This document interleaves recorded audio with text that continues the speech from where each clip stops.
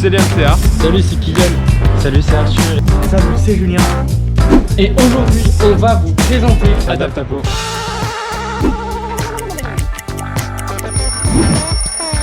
Adaptapo, c'est quoi? Adapt est un projet d'élèves de terminale générale spécialité sciences de l'ingénieur du lycée Guillaume Apollinaire de Nice, réalisé dans le cadre des Olympiades de sciences de l'ingénieur. L'objectif de ce projet est de rendre accessible l'accès à un fauteuil roulant électrique à des personnes à mobilité réduite, par son prix et son utilisation.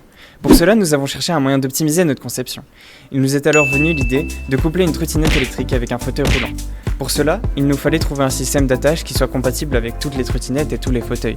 Sachant qu'aucun de ces deux éléments n'a de dimension standard, nous devions concevoir des pièces faciles d'utilisation et pratiques pour les personnes à mobilité réduite. Nous avons alors opté pour un système d'attache en deux parties. La première partie est fixée sur les côtés du fauteuil qui maintient une tige. La deuxième partie est une pièce qui vient se fixer sur la base de la trottinette à l'aide de sangles. La barre viendra alors se déplacer dans la fente de la pièce fixée à la trottinette pour entraîner le fauteuil à l'aide de l'énergie de cette dernière. Pour assurer la sécurité, nous avons décidé d'installer des clignotants et de créer une application mobile sur laquelle nous pouvons réaliser différentes actions telles que obtenir la vitesse, gérer les clignotants, l'accès à une map virtuelle et prochainement nous pourrons obtenir le niveau de charge de la batterie de la trottinette à l'aide d'un module en développant. Durant notre conception, nous avons fait du coup le point d'orgue de notre projet. Le système devait avoir un coût de fabrication et de montage le plus minime possible. Alors nous avons pris la décision de mettre les pièces 3D accessibles en open source pour que chacun puisse les fabriquer et les adapter à leurs besoins.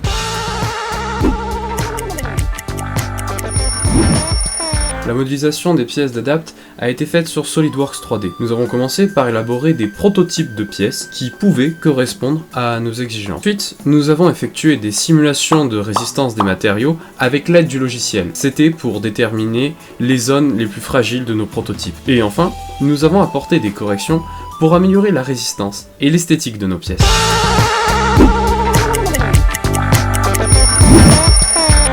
L'application a été créée avec le site internet MIT App Inventor, qui est un site internet qui permet de faire des applications gratuitement sur Android et dans un langage simple de la manière de Scratch. Ensuite, nous avons créé nos clignotants à partir du logiciel d'Arduino.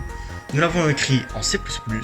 Vous pouvez voir la première condition qui sert à vérifier si nous appelons le clignotant gauche, droite ou si nous voulons éteindre, et les trois conditions while qui servent à déclencher les actions pour le clignotant droit, gauche ou éteindre. Ces trois conditions while appellent chacune une fonction.